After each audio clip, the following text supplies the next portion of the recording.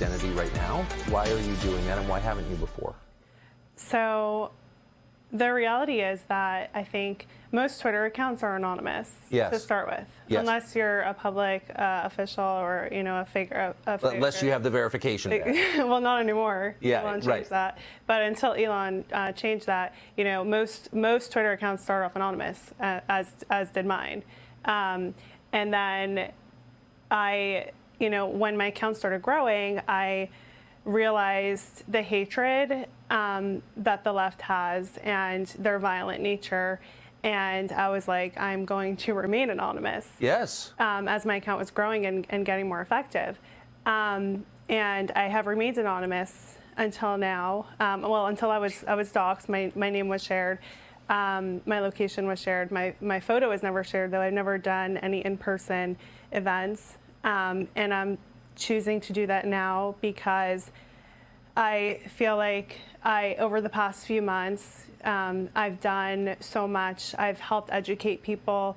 I know that I have helped create legislation to tackle some of these issues. And I think I've done all I can, and I am ready for the next step. I get people asking me, I have mom groups asking me all the time, can you come help us? I get invitations, to help people understand how to expose the left and how to fight it. And being anonymous was sort of keeping me like I was restrained from doing all those things. And I'm ready to do that. I think that I'll be a lot more effective when I'm not so anonymous anymore. And I'm excited. I already have a couple of speaking engagements planned for the next few months. Good. And hopefully there will be more, but I want to do all I can and help people to fight this agenda. And I'm glad that you are. I think it's an act of bravery. And you've had a remarkable effect. And I just want to say, and I'll say this another 10 times because I think it's the most interesting part about you, you haven't really editorialized very much. What you've done essentially is bring to further light, to publicize what they're already saying in public. That's your crime. Yeah, exactly. They don't want it to be shown, though, to certain audiences. They want their content out there, but they don't want us to see it. So it doesn't really add up. No, it doesn't add up. And they have no valid complaint against you. Right. You haven't violated anyone's privacy. You're posting what they put on TikTok. They're allowed to post it, but we're just not letting notice. The crime is noticing what they're doing. Yes. That's always the crime, yeah. Isn't it? So I think you've done an amazing thing, and unlike so many other people in journalism, and I am going to, whether you like it or not, describe you as being in journalism, because I think you are. I think I am too. You've had an effect, a real effect, by bringing this to light. How did you wind up, to the extent you're comfortable sharing it, like, how did you wind up doing this? I assume you went to Columbia Journalism School to become a journalist? I went to Harvard and Yale. Thank God I didn't, though, because those are now, obviously, those institutions are all poisoned. But so it started really during COVID. I was noticing all of this content that was being published on TikTok, and I was just like, this is crazy. Wait, but at this point, you're not in a related field, like you weren't. No.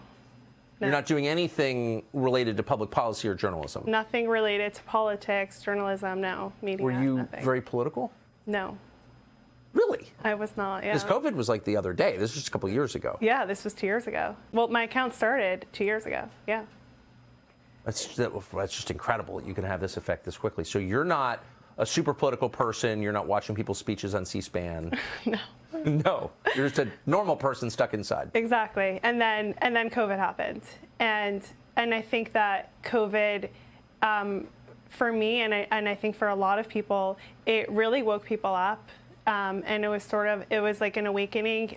Either you can stay like sleeping, not really interested in what's going on in our government, or you can choose to get involved. And I think COVID really drew a lot of people in just because of all of the insanity that was going on and that was being imposed on us. Our rights were being violated.